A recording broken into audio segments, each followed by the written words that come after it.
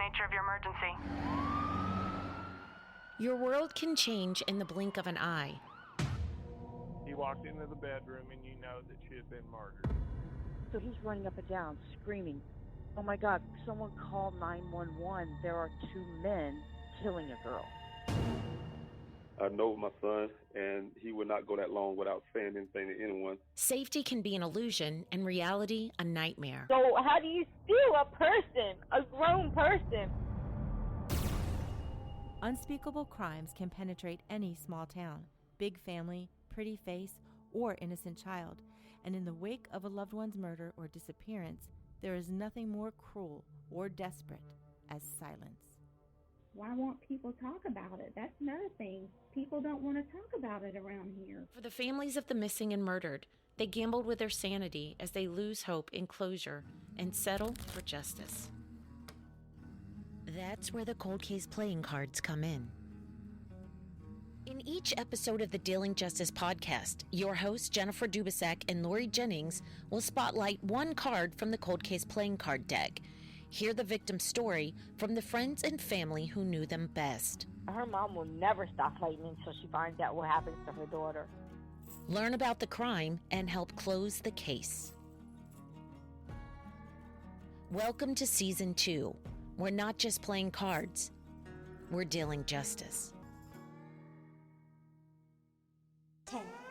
Warning, the content about to hit your ear holes is full of violence. If you are triggered by rape, murder, child abuse, suicide, or violence in general, please turn back now. If not, welcome, psychos. 0.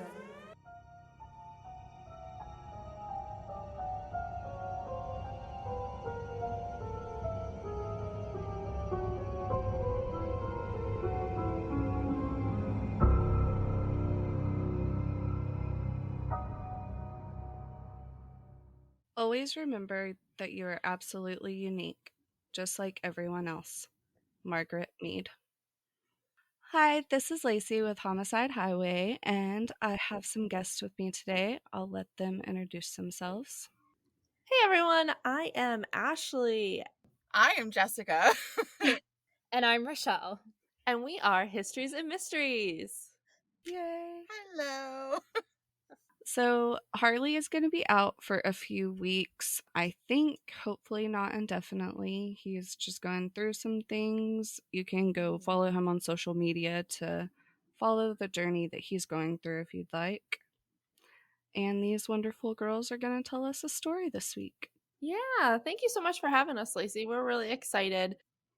We have our podcast called Histories and Mysteries, and we'll plug all of our social at the end. I'm sure you don't want to hear that now. And we do 2 stories per episode. So for this episode, I'm going to do a story, and Jessica's going to do a story, and Rochelle's going to interject here and there. So yay. And Lacey. Yeah, and Lacey, obviously. All right, so I am going to do the murder of Jessica Deshawn. Shepherdsville, Kentucky has a population of about 12,000 people and is actually the trailhead of the Kentucky Bourbon Trail. Ooh. Yeah, it's just about 20 minutes south of Louisville. And on the surface, it looks like a cute little town, just a normal American city.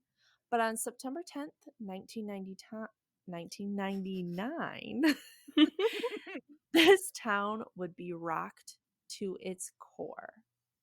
The Deshawn family wakes up just like any other morning, but lets their 16-year-old daughter sleep in, pretty typical of teens. Her mom gets ready and heads out of the door to go grocery shopping. Jessica's dad wakes up the younger brothers, gets them ready for school, gets them ready to catch the bus, and then heads to work himself. So Jessica would normally wake up after all of this and then head to school around 6:30. So all of this is happening before 6:30 a.m. But she's obviously older, so she can get herself off to school. But for some reason, that didn't happen this specific morning. When Edna, her mom, returned home from grocery shopping, she notices Jessica's car is still in the driveway. And she probably thought, like, oh my gosh, she didn't wake up for school. So she goes into Jessica's bedroom, but it's empty. She starts calling around the house. Her car was still there, so, like, Jessica has to be somewhere. And so she's looking around, doesn't find her, calls her husband, Jessica's dad, and asks if maybe he took her to school for some reason. And he's like, no, I didn't. So her next thought was, well, maybe Jessica's car's broken. And so, like, she called a friend to get a ride to school. And her husband's like, well, go out there and see if it'll start. But as soon as Edna opened the door, she knew something was wrong. Oh, no. Yeah. Jessica's phone and purse were in the car, and there was one shoe on the floor. Edna also finds Jessica's cell phone, and Jessica had typed in 911. Oh, no. sweet baby. I know. That gives me the chills. That's awful. Yeah. You poor girl. I know. Edna said it was like she couldn't breathe. She knew something was wrong, but holding on to her last bit of hope, she called the school to see if by some miracle she had got there. But she hadn't, and the school informed her that she hadn't been there that day at all. So finally, after looking around, they went to the sheriff's department, Edna and Jessica's dad, around 5 p.m. to get help. But typical 90s cop work, they said she was just a runaway. And Mike, the dad, said, no, she isn't running away with one shoe on and one shoe off.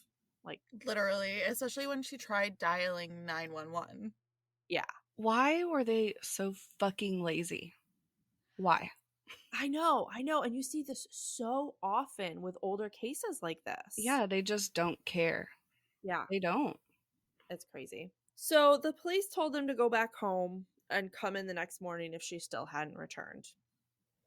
And I do remember some of this I got from a documentary, and Edna, the mom, said, someone's got to help. Our daughter is missing and no one wants to help.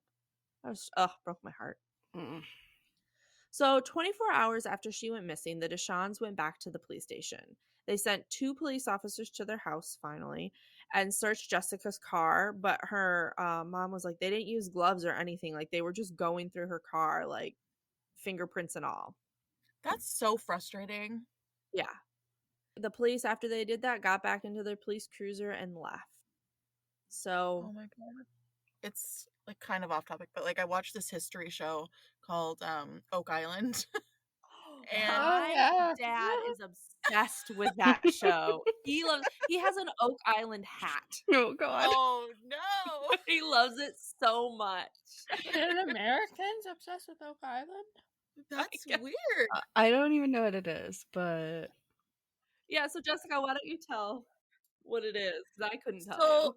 It's the curse of Oak Island. So basically, they're trying to find this treasure that people have been searching for hundreds of years. Like they've spent millions of dollars using like all the new equipment, trying to dig, looking for stuff, using radar, all this kind of crap. Like it's wild. And it's in Nova Scotia. In Nova Scotia. So surprising that Americans into it, Ashley. Well, no, is your dad from like the East Coast, the Maritimes? No, but he's really, really into history, and he's really into like the whole Masons and like the Knights of the, what are they called? I don't know, like the Templar. Yeah. Always so impressed when like an American knows anything about Canadian history. Well, Rick and Marty are American, so that's probably why. Well, and isn't the show on like the History Channel or something like that? Yes, yeah, it is. But anyways, it reminded me of Oak Island because when the archaeologists came on, they like don't use gloves and they just touch everything, and it bugs the crap out of me. It's like, put on some just like gloves. wincing at it. Like, yeah, like what are you doing? I know it's been in the dirt for hundreds of years, but use gloves. Drives me bonkers. Oh gosh. The things that irk my brain. Sorry. No, you're fine. All right, so September 12th, 2 days later, Mike actually gets on the news to blast the police department and say, like, they're not doing anything. We need help. Can anyone out there help us? And the family start to search the surrounding area themselves. They searched this place known as the River Bottoms. They said it's kind of like the place where if anything bad happened, it would happen there. It's kind of like a sketchy place. But they looked and looked and they didn't find anything there. And then, this part is just, After looking for Jessica, Mike returns home and he's in doing the dishes. His younger son runs in from feeding the dogs and says, Dad, I think I heard Jessica hollering, help me. Oh, sweet baby. Yeah. So their house was kind of like in the country. So it was surrounded by woods. There was like another house, and we'll get into that was kind of close to them. But for the most part, it was kind of like a wooded area and then like a couple other country houses. So it's not like they were in a neighborhood or anything like that. Mike runs to get his gun and he takes off outside. As he gets out of the house, his brother Stanley is pulling in the driveway. And he sees Mike with a gun in a hurry and says, like, what's going on? What's going on? And Mike tells his brother, and the two men take off together, searching everywhere they could. They were in the woods, and they found a man by the name of Bucky Brooks up on a hill burning some clothes. What? That's creepy. Yeah. So the Brooks and the Deshans did not get along. Apparently, Bucky would call up the Deshans and then just like breathe heavily into the phone. Ew. So just like really creepy things just to like tease each other. And then once Bucky saw Mike and his brother, he yelled, please don't kill me, please don't kill me. So super suspicious. And Mike was like, you're being weird. Can we search your farm for Jessica? And Bucky said no. So Mike called the police, told them everything. The cops came to the house and asked for some clothes of Jessica's, and they had their very good boy doggos sniff the clothes and then search everywhere on Bucky's property. The sheriff said when they were searching the barns, Bucky was acting really strange, and their cadaver dogs also picked up on a scent in Bucky's fire pit.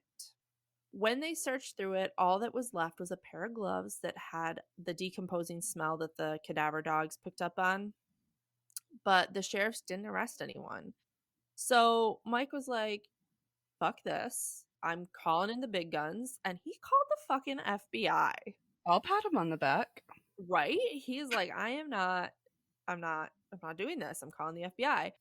But the FBI can only come on the case if the sheriff department invites them. Right. Or if one of the parents invites them in, which Mike did. So boom, FBI on the case. Amazing. The FBI went friggin' vampires or what? They gotta be invited in. Basically. Accurate. So the FBI went into Jessica's room and took some stuff and checked for fingerprints in her car. Like, wow, what a crazy idea. And then they took the car in for further testing. They called in helicopters and they went over different areas to search. And the search went, like, they even went through local ponds and they searched the Brooks farm. And the only thing they found was a picture of Jessica in the Brooks barn. What the fuck? So on September 27th, 17 days after Jessica went missing, a girl named Karen Hobbs was coming home from Washington and was traveling through River Bottom. Out of the corner of her eye, she saw something sitting up against a tree, and it was a body. Oh.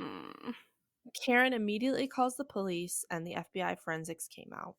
The body was so decomposed that it wasn't identifiable, but like how many people had gone missing in this small town, like they knew it was her. I don't know, Lacey, if you ever do like trigger warnings, but this next part's a little graphic, so just trigger warning. Part of her limb was gone and some of her fingers were gone as well. Ugh, gave me the chills. Oh. Yeah. And they didn't say what limb, they just said part of a limb. So. Mike said that a police officer came down the road with his lights on and said, we found Jessica. And Mike said, well, is she alive? And the police said, no, she's dead. Which I feel like they should have said that before saying we found Jessica. Like they should have said, like, we found Jessica's body or something like that. Because I feel like in that moment they gave them hope. You know what I mean? Yeah. Poor Edna, she just like lost it and she screamed. Like she said, "No, I want you to tell me that she's a damn runaway. We tried to tell you all she didn't run away." And then I will never understand this part. To this day, and this is the second time I've done this story, it still blows my mind. They fucking brought Edna to the body in the field to identify her. What? So they brought her mother to her body that was missing parts and decomposing. It blows my mind. I feel like that got done way too often back then. Yeah. Way too often. I can't imagine that image that would forever be seared in her mind. God, that's devastating. Yeah. So they found out that the cause of death was strangulation. She had a broken jaw, and they did suspect that she had been alive for 3 days before she was murdered. Oh, so if the cops did their fucking job, yeah, they might have found her. Yeah. Oh, pieces of shit. Yeah. So interestingly, in this documentary, they also interviewed the sheriff at the time. And he said they only had 2 detectives in this small town and that they were working the case day and night. He did become really emotional because he knew Jessica. He said he watched her grow up. So it was really interesting to hear that side of things. But then, their actions tell a bit of a different story. But so the FBI called in Bucky Brooks, who was their best lead, and interviewed him. Bucky said that he had seen Jessica walking down the road the morning she went missing. And then he changed his story and said, well, no, there's no way I could have seen Jessica because I was having sex with my wife at the time.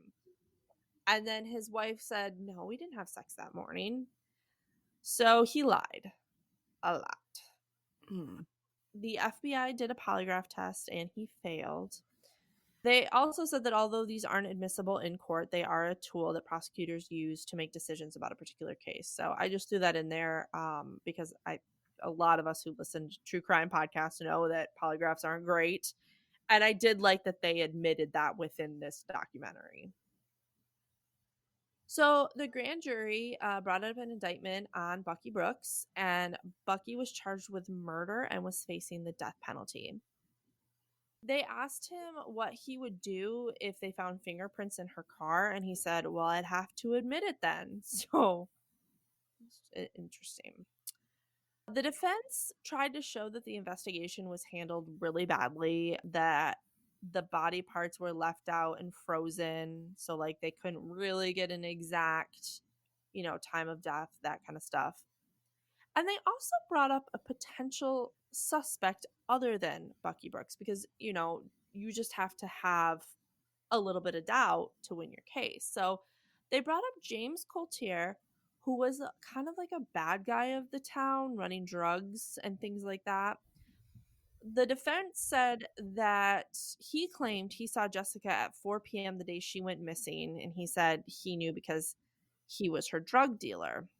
So if that was the case, then he saw Jessica after the suspected time that she went missing, which would mean Bucky didn't do it. Defense hounded the detective on the stand, as they do, and this detective really screwed up the case for him because they were doing pretty good. They, had reasonable doubt, but then the detective said they were pushing him and said, why did you do this way? Why did you do it that way? Why did you pick Bucky Brooks? And they were just pushing him. And finally he just goes, like, when they asked him why they picked Bucky, he goes, I don't know. He failed a polygraph. I think they issued it to him. Oh my goodness. That's okay. solid. Yeah. So you cannot say that in court because you can't bring up a polygraph in court. So because he said that and because he said that he failed it, the whole case was declared a mistrial and the jury was dismissed. Of course it was. Okay, sorry. Just a side note. What's that noise in the background? I'm not real sure. Okay. Wait. It's coming from Rochelle. Yeah, Dustin's watching a movie, so it's okay. I can take it out on my side. It sounded like a ghost. Like, It did. Yeah. I'm like, I'm so creeped out right now. Sorry, my Okay. apartment's so small. It's hard to like. It literally sounds like the wind. That is the wind coming in through our shitty windows. Oh, okay. Oh, okay. It's so windy today. Like, I was driving, I have like a tiny little Nissan for a car, and I was just getting blown all over the road. It's insane. Oh no. So yeah, so what you're hearing is a mix of whatever movie he has on in the living room and our badly fitted windows squealing. Awesome. I love it. All right, so after it's declared a mistrial, they can be tried again, but they can only be tried again if they find more evidence. So it's not like they can just retry, they have to have more to bring to the table. But nothing more ever came of it. And in fact, they turn all the evidence back over to the family. So they're like, here you go, we're all done, I guess. And the case went cold. Oh my God. Unfortunately, this did not bode well for their marriage. It tore them apart and they did end up getting a divorce. On June of 2012, so 13 years after Jessica went missing, Lynn Hunt was hired to look at old murder cases. So she was hired by that town department to like look through their cold cases. And she picked this case up and started looking at it. And she said, looking through the evidence, there was hardly anything there because most of it they had given back to the family. She said there was just loose paper and some napkins. There was no numbers, no names, nothing to go off of. So they really didn't do their job at all. No. But the dad did. So all that evidence that they gave back to the family, Mike had saved in and all the evidence that he got from her car as well, he saved it in a box. Good. And so he I had like all him. of this evidence. That's So he amazing. handed that over to Lynn Hunt. They also hired some PIs for the defense's case. So the defense hired some PIs to kind of follow around that James Coulter and Bucky book just to get more information on them. So Lynn Hunt wanted all that information as well.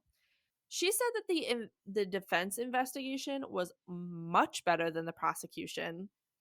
So going through all of this info, she actually found some new information on Bucky Brooks. She found out that Bucky's mental evaluation, he had one done, and they found out that he only had an IQ of 61. Oh, jeez. So with that low of an IQ, he should not have been given a polygraph exam. Like, he could not understand the questions or the ramifications of how he answered things. Wow. Yeah. And so because of this, she said she was now sure that Bucky didn't do it. I'm sure there was more evidence to it because I think just because, the polygraph test, they still had that decomposition on those gloves.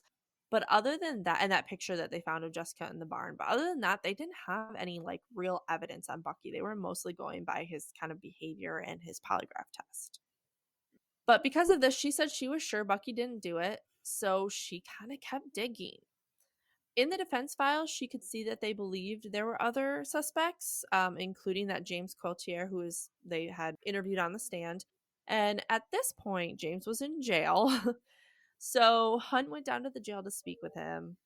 He said he was in a hotel with a girl the morning Jessica went missing and didn't check out until sometime the next day. She said, "Did you see anyone that morning?" And he said, "I saw the maintenance guy." She went to the hotel, but of course, to verify his alibi. But of course, they didn't have records that far back. But she did find that same maintenance guy, and he remembered him. What? Yeah. He said that he remembered Coulter and that girl check out around noon. So that did confirm his alibi. How? Like, was there something special about him? They didn't say, and I feel like there must have been. The only thing I can think of is that it is a small town, so maybe the maintenance guy kind of knew James's reputation. It's possible. Yeah, because I can't imagine how he would remember that one guy from 12 years ago. There had to be something. Yeah.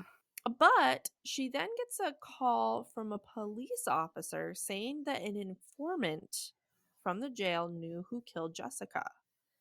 So on September 30th, 2013, she headed to the jail where the informant was. The informant said that his cellmate had said that he had committed Jessica's murder. He said that his cellmate said that he had Jessica for a couple of days and then he took her life. The reason he did any mutilation to her was that he was trying to make it look like some drug dealers or a cartel were trying to do that to her. A cartel? I know. And bumfuck middle of nowhere? And they only took one limb? Right, exactly. That doesn't even make sense. But yeah. Yeah. What twat waffles? Yeah. So Lynn was like, okay, well, why did he say he did it? And he said that the murderer said he was pissed off because Jessica was in a relationship with a boy at her own age. The cellmate and the murderer were both in jail for having relations with minors. And the informant said that his cellmate kept calling the boy she was seeing a little bastard and calling Jessica a little bitch. So the murderer obviously wanted to be with Jessica. He's a lot older than her. She was a minor, and he was pissed off that Jessica had a boyfriend her own age. What a dipshit of a human being. Yeah. Just throw the whole thing away. Yeah. And the information that the informant knew from the cellmate proved that this guy was the murderer. Like, he knew information that wasn't out there. And she finally got the name. It was Stanley Deshawn, her uncle. No. The one who drove up that night her brother heard Jessica yelling for help. And come to find out, while they were searching for Jessica's body at that river bottom, Stanley got sick. He threw up and had to leave. And he got sick because they were a mile away from where Jessica's body was, and he knew they were going to find her. Oh. He said that Stanley had tortured her in a barn close to where the body was found, and that some of her personal belongings were under a fallen tree in that area. So Hunt heads there to start looking to corroborate the story. And Jessica's brother and Lynn were digging. She said they dug at least 175 holes, and it was raining, of course. And they didn't find anything. So finally, when they got back in the car, as they were driving away, her brother goes, "Oh, that area right there, that's where they used to all party. There was a building and a barn there." So Lynn stopped the car in the middle of the road and walked first into the building. She sees a piece of material sticking out from the floor, and she pulls it out, and it's a sheet that looked just like his sister's comforter that was on her bed. So it was like a matching set. And they go back to Jessica's house. Her room was kept completely the same. Her parents never changed it. Aww. They pulled back her comforter, and her sheet was there, but there was no fitted sheet. So that fitted sheet that they found was Jessica's in the barn. Oh man. So, come to find out, Stanley had been raping Jessica for years. What? That morning, when Jessica went missing, he headed over to her house. He started arguing with her about her new boyfriend. And Jessica said if he didn't leave her alone, she was going to tell her boyfriend what he had been doing to her, and Stanley lost it. He knocked Jessica out, breaking her jaw. He wrapped her up in the sheet and took her to that barn where he tortured her for 3 days before strangling her. Oh my god. So most likely her little brother did hear her crying for help in the woods. Turns out Stanley was also molesting 3 other family members. Stanley Deshawn pled guilty to 4 counts of rape, in addition to manslaughter for the death of Jessica. He had a plea agreement, which is why he got to plea for manslaughter. He got 20 years, and Lynn Hunt later found a letter from a second informant in 2002 saying that their cellmate was Stanley Deshawn and that he had confessed to Jessica's murder and dumped her body in the river bottoms. So police had this note back in 2002 and just didn't pay attention to it or do anything with it. any of these officers get fired or anything. Like, they did Well, I mean, fuck it was all. like when all this happened, it was 13 years later, so most of them were probably gone or retired by then. Or just didn't care anymore. Yeah. Yeah. But Jessica's dad, Mike, ended the documentary with saying, Stanley will be 77 years old when he gets out, and I'll be waiting for him. Oh. Yeah. So that is the story of the murder of Jessica Deshawn. I loved it even the second time around. I hated every second of it and loved it so much. It's such a horrible, creepy story. Yeah. Because it's like, I mean, how many of us have been in a like creepy situation and put like 911 in our phones just ready to like, you know, that's what like, oof. Yeah. Yeah. And I always like love that last quote from her dad. Yes. It's the best. Yes. Sorry. You're a really good storyteller. Oh, thank you. I She appreciate is. that. Thank you. It was sucked right in. Good. I am glad. Yeah. Ashley's pretty awesome. Oh, thanks, guys. It's just feels so nice. You're welcome. Okay. So, are we ready for my story? Yes. Are you doing Bonnie and Clyde? I am. Yes. This is a good one. I love this one. So, my sources were history.com, smithsonianmag.com, biography.com, all that's interesting, the FBI, and Texas Ranger. I am going to start talking about Bonnie first and just give a little bit of a background on her. So, Bonnie Elizabeth Parker was born October 1st, 1910 in Rowena, Texas. She had an older brother and a younger sister. When she was 4 years old, her father died, and her mother had to move her and her siblings to an impoverished part of Texas to live with their grandparents. She was a wonderful student, and she found interest in the arts and poetry. She also earned honors. So it's kind of interesting to see her background because she's this, like, good kid that gets good grades and, you know, is really into, like, creative stuff. Yeah. It's Yeah. like wild. I think maybe that's why she got so caught, like, just in the romance of it all. You know what I mean? Yeah. She was a dreamer. Yeah. Yes. Oh, yeah. So is he. So she also wrote poetry, and she wrote a poem about her and Clyde's eventual demise. And the last two stanzas say, "They don't think they're too smart or desperate. They know that the law always wins.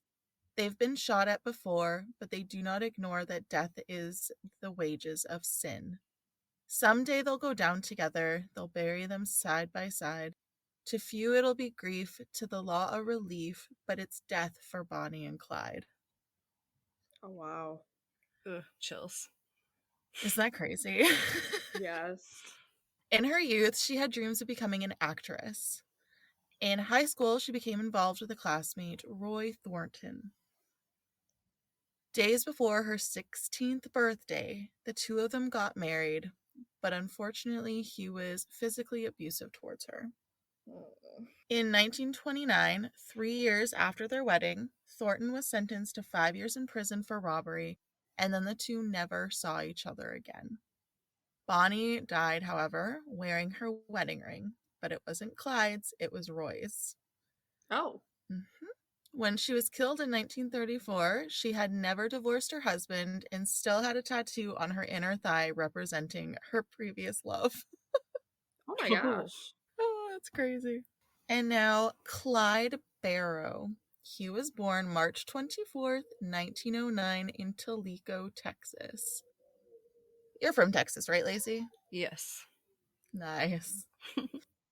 He was the fifth of 7 children. Their family farm decidedly failed due to a drought, and they eventually moved to Dallas, Texas. He had dreams of becoming a musician, and he learned to play both the guitar and the saxophone. Ooh. He lived under the influence of his older brother, Buck. Ha, that's funny. You had a Bucky in your story. I did. That's funny. And he entered a life of crime at a very early age, which started with petty theft. Then he escalated to stealing cars and finally armed robbery. By the age of 20, Clyde was a fugitive and wanted for several robberies he had committed. By 20. Wow. His first arrest, which is so fucking stupid, on his part. Is this the one where he gets a stern talking to, or is that another case? That was a different one. Oh, okay. I think that was John That was- Dillinger. Oh, okay. Yeah. Never mind. Sorry. That was so funny. So his first arrest was from not returning a rental car. 1926. So seriously, something that was very preventable. Yeah. 3 weeks later, he was arrested alongside his brother Buck for possession of a truckload of stolen turkeys. Stolen turkeys. Okay. And I don't know if they were like live dead or dead. turkeys or yeah. Yeah. No idea, but just so friggin' random. Yeah. I don't know which one would be better if they were alive or dead. Right? Yeah, I have no idea. Oh man, what a weird steal.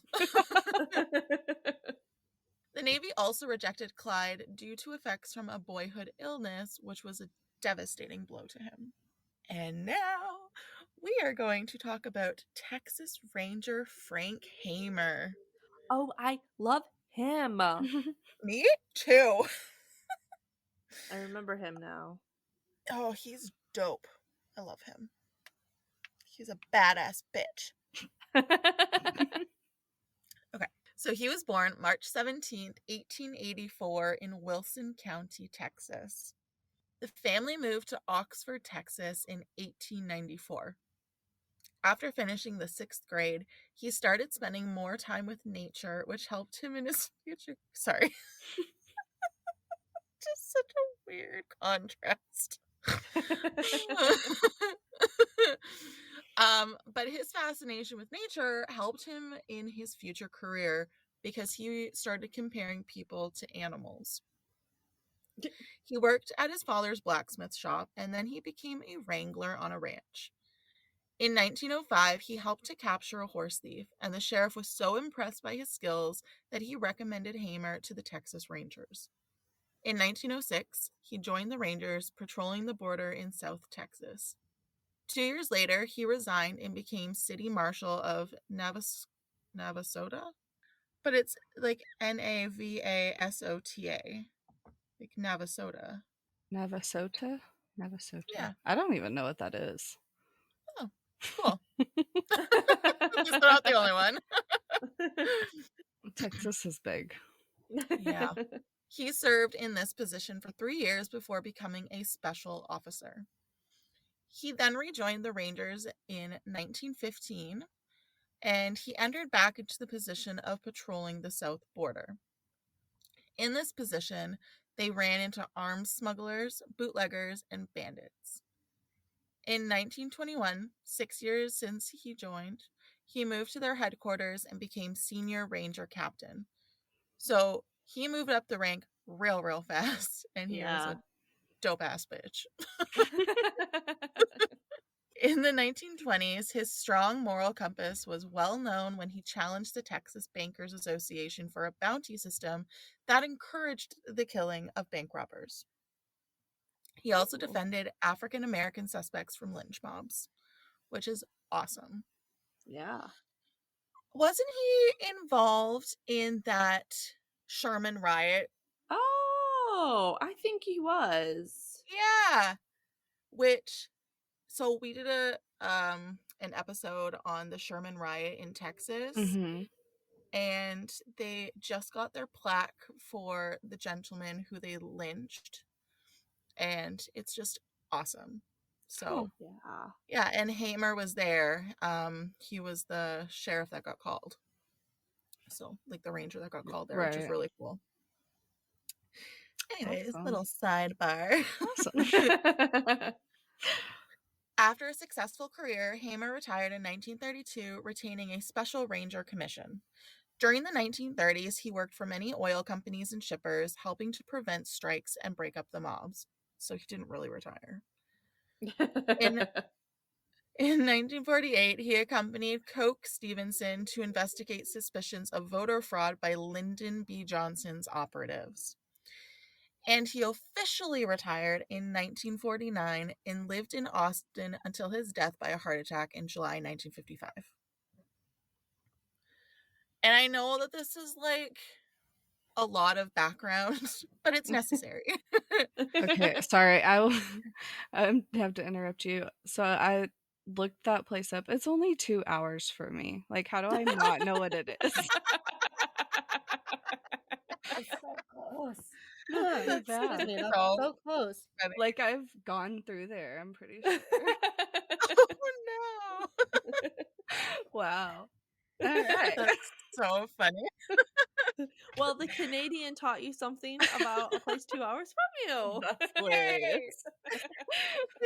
And I've only been to Texas once. Oh, that's funny. Okay. So the last individual that we need to talk about is Ben Maney Galt, who was born June 21st, 1996 in Travis County, Texas. His career started in a furniture manufacturing plant. He was a neighbor of Hamer's, and as such, he became involved in undercover operations until he officially joined the Rangers in 1929. He was honest, reliable, quiet, and was capable of handling himself in tough situations.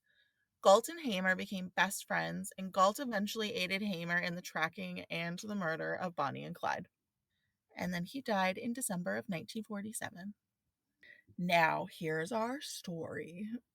Bonnie and Clyde met through a mutual friend in January of 1930.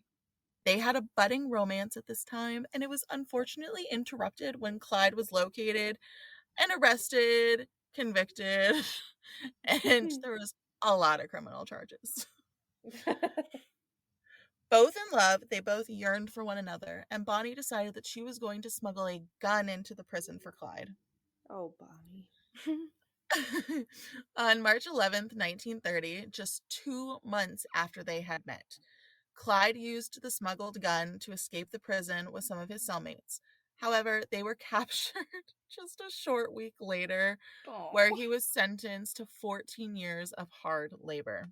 Ooh. 2 years later, due to not wanting to undergo this length of time undergoing hard labor and to cease the sexual assaults, Clyde chopped off 2 of his toes while serving his time here, which resulted in a permanent limp. And he did so because he was hoping he would have him transferred to like a different jail that didn't involve labor. Oh. Did it work? Sorta, but not in the way that he wanted. This dummy was released on parole 6 days later. Okay. And that would have happened even if he didn't chop off his toes. Oh, jeez. Oh, God. So, Clyde. Yeah, he did it for naught. So, because he cut off his toes, he couldn't drive with his shoes on. Oh, God. Which is just a funny fact. And finally, him and Bonnie were reunited as this, as it happens. We all know the story. We all know how it ends. I didn't know this, though, but apparently Clyde tried to go straight for a little while and worked at a glass company, but this was very short-lived because the police harassed Jeepers Murphy. Did you just say Jeepers? I was just gonna call that out. Oh my God, will you marry me? Yes. Always. Jeepers Maloney. The police harassed him a lot, and it made him lose his job. So, like, this all could have been prevented, just like Ashley's story, if the cops did their fucking job and weren't total dipshits. Yeah. So, It was at this time that he decided to form a gang and go on a spree of robberies of banks and small businesses. Bank robberies were not what they were typically known for. Like, so, like, my knowledge is very limited, but they mostly robbed gas stations and grocery stores, only earning about $5 to $10, which is about $72 to $77 now. I mean, that's more that's in my bank account right now, so I'll be fine with Same. that. Some of our tax Accurate. money just hit, so Oh, I'm feeling nice. pretty good. That's good. Oh yeah, that's coming up for us. Yeah. Their crimes spanned across 5 states: Texas, Oklahoma, Missouri, New Mexico, and Louisiana. It was once said by Clyde's sister that the Barrow Gang wielded a screwdriver more than a gun because they used it to change license plates and evade identification on the cars that they stole. And Clyde drove while Bonnie navigated. So they were a good little duo. Bonnie joined Clyde and his gang a couple of months into their spree. She was arrested, though, and put in jail for 2 months. However, she was not convicted, as she stated she was kidnapped by the Barrow Gang and she was then released from custody. During this spree, Clyde unfortunately killed a police officer and a store owner, which made him a very wanted man. Yeah. Due to this, the two of them decided they wanted to keep a low profile, so they hid out at Buck's brother's house. However, neighbors grew suspicious. Wow, crew suspicious is what I wrote, apparently. And I'm pretty sure it was supposed to say that they hid out at Clyde's brother's house, not Buck's brother's house, but whatever. This was me a year ago and probably on night shift. However, neighbors grew suspicious of their presence and police arrived, wherein a shootout occurred, leaving 2 dead officers and a roll of pictures that Bonnie and Clyde had taken. See, like, up until this point, they didn't really do anything that bad, but then they killed that police officer and that store clerk, and now 2 more police officers are dead, so it's getting real bad. Yeah, exactly. And they're doing it for, like, nothing. Yeah. That's the thing. It's like I thought that they would have stolen a lot more than $10. Yeah. But it's like that wasn't what they wanted. They just wanted to make an exit. Yeah. So the photos that they took were developed and distributed across the wires. A former speaker for the House of Representatives stated, "Even if you did not approve of them, you still would have to envy them a little. To be so good looking and rich and happy." Okay. So they kind of became folk heroes to the depression-weary public, despite all the bad things that they had done. This was coupled by the fact that Bonnie was a notorious criminal and a woman. Yeah. By 1933, the gang was wanted for these crimes. In April of 1933, Bonnie was severely injured in a car crash, and she also walked with a limp for the rest of her life. And the reason she was in this accident was that Clyde was driving too fast. He did not see a detour sign, and he ran through the barricade at 70 miles per hour, with the car going flying into a dry riverbed. And that's not all. Scalding acid poured from the battery onto Bonnie's leg, even going down to the bone in some spots. Oh my gosh. Oh, that gave me the chills. Gross. She had difficulty walking, and at times she needed to hop or have Clyde carry her. Oh, poor Bonnie. The gang were pursued across many states, and eventually the FBI and Texas Ranger Frank Hamer were involved in capturing them. Another shootout occurred in July of 1933 when they were caught up to again. This time, Clyde's brother Buck was shot, and his wife surrendered. Buck unfortunately died from his injuries, and she was sentenced to 10 years in prison, his wife. Oh, wow. In January 1934, Clyde broke out his former accomplice, Henry Methvin, who soon after joined Clyde's gang. During the breakout, a prison guard was killed. 2 years after he retired, Hamer was hired by the Texas prison system as a special investigator to hunt down and bring an end to the notorious gang run by Bonnie Parker and Clyde Barrow after Clyde broke into the prison. Hamer was given full reign on how to deal with this situation. With Henry Methvin by Clyde's side, the two of them killed 2 highway patrolmen in April of 1934, and Henry Methvin killed another man, a constable, just days later. Wow. The three, Henry, Bonnie, and Clyde, sought refuge at Henry's father's home in Louisiana. In the meantime, Hamer was learning everything he could about his targets and tracked their pattern through Texas, Louisiana, and Missouri. He also had contacts in the FBI and law enforcement through the different regions, which assisted him all along his way. Thankfully, Galt was by his side, and together they focused on Henry Methvin, who is known to visit his family, which, as we heard a couple minutes ago, was exactly what happened. Methvin's father, Ivy, betrayed the duo in order to gain amnesty for his son's crimes with Hamer. And I'm sure Hamer's reputation preceded him at this point, and nobody wanted to cross him. On May 23rd, 1934, 3 months after Hamer's search for the duo, Ivy Methvin was parked on the side of the road next to his broken down truck. Bonnie and Clyde were driving down that same road in a stolen vehicle and noticed him on the side of the road. Unbeknownst to them, Hamer and his posse of 6 men were situated off the road and out of sight. When Bonnie and Clyde stopped to assist Ivy Methvin, the posse opened fire on the duo, killing them in a hail of bullets and eventual glory.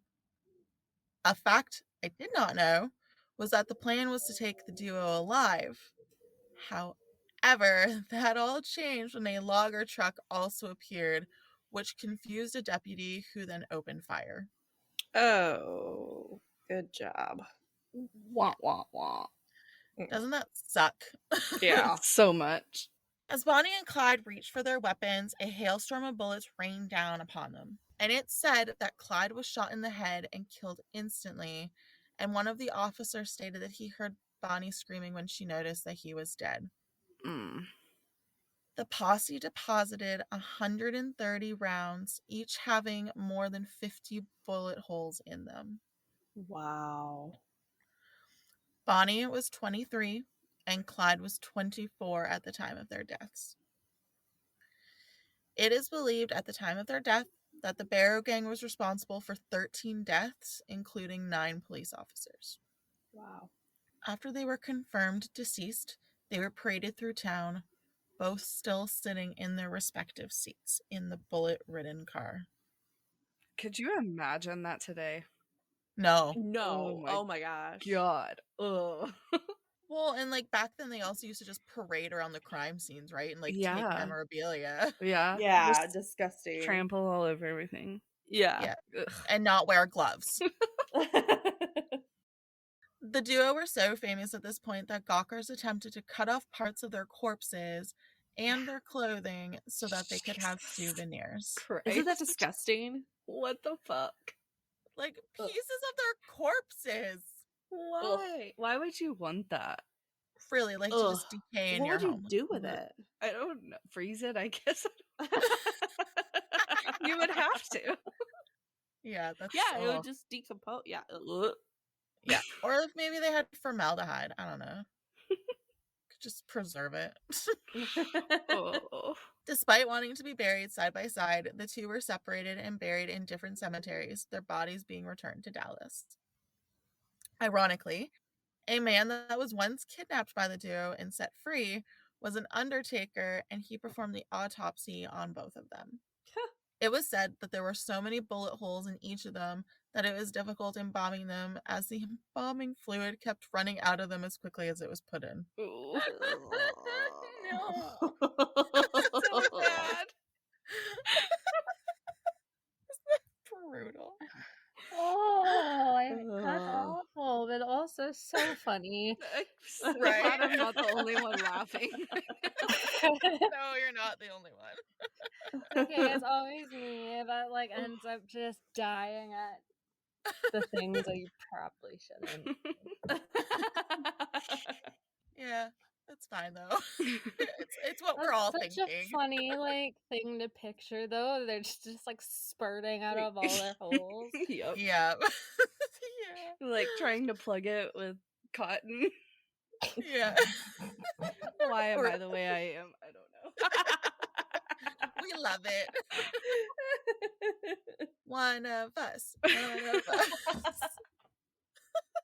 It was estimated that 10,000 people attended the funeral where Clyde's body was laid out. Bonnie's mother estimates that twice as many attended her daughter's funeral. The death car was paraded around nationwide for years after their death, and it was a popular tourist attraction and was shown at fairs, amusement parks, and flea markets for about 40 years. Hamer hated the attention he was getting over killing the famed duo and refused to attend the Hamer-Galt Hero Day and repeatedly turned down offers to share his story and investigation methods with the media. Galt was very similar in his approach. Savage. Yeah.